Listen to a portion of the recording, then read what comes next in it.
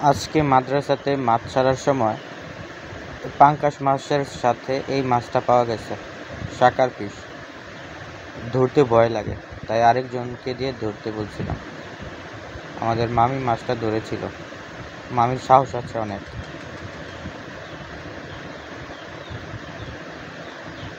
এই মাছটাকে আমরা ডিপের মধ্যে রাখবো।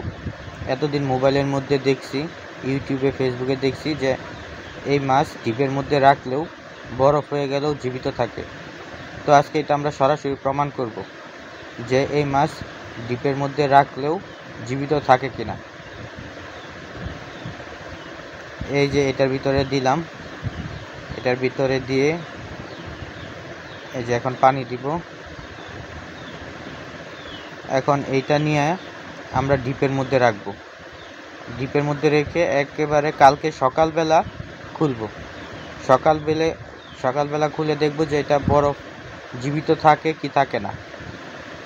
Original sucker fish.